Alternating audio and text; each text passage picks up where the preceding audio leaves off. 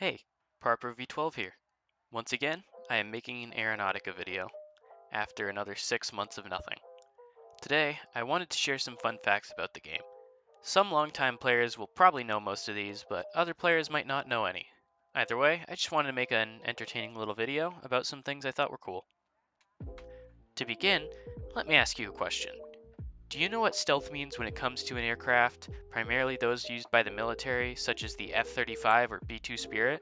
If you don't, it essentially means that the aircraft is very hard for radar to see. This is due to a variety of factors. With that being said, the first interesting thing is that stealth aircraft do not show up on the map. It makes it really easy to sneak up on unsuspecting people and have a little fun intercepting them. I like to do this myself sometimes. Now, a couple things about this. The air traffic control radar can still see stealth aircraft, which makes air traffic control interactions with them still possible.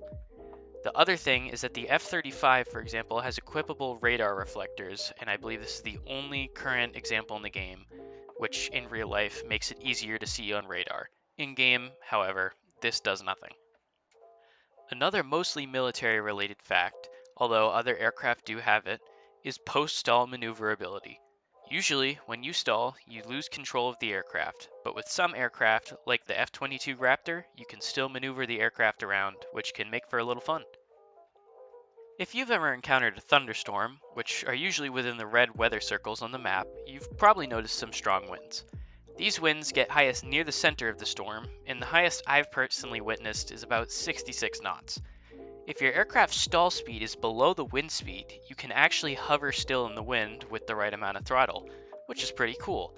But you can also fly backward. I myself did this in my F-15 active during a strong storm and was even able to climb backward. It's pretty cool, so I would definitely recommend trying it out when you can. Next up, I have two little facts in one. I'm sure that you've probably noticed that aircraft don't tend to have landing gear animations or have flap functionality. What you might not know is that some aircraft do actually have these. The Lockheed Electra Jr. actually has landing gear animations. I had the aircraft for the longest time and never actually knew about this myself, but it's pretty cool to see. Sizing up quite a bit, the B-52 Stratofortress actually has flaps.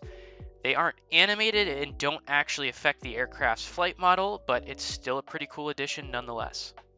The number keys provide a number of different cameras you can use in Aeronautica for your aircraft, such as just for general gameplay purposes or if you want to take some nice pictures. Usually, the 5 key specifically provides you with a first-person HUD view, or in some cases, a cockpit view like on the A320.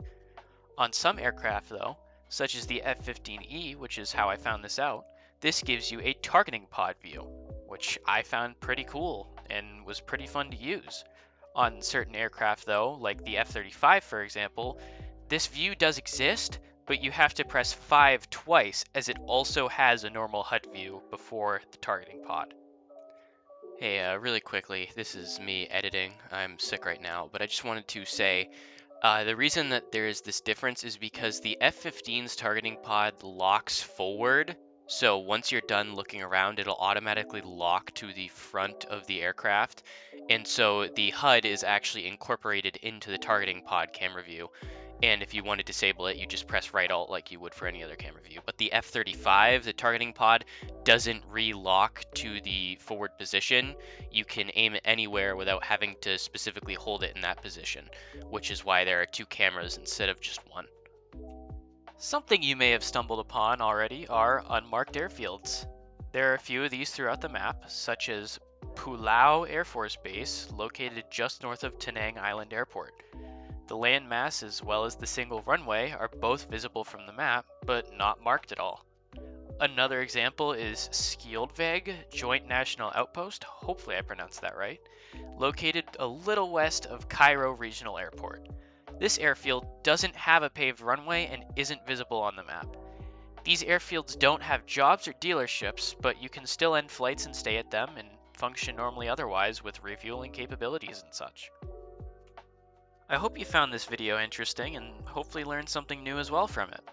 If you enjoyed it, feel free to let me know down in the comments, and otherwise I don't have anything else, so until next time, have a great rest of your day. Bye bye.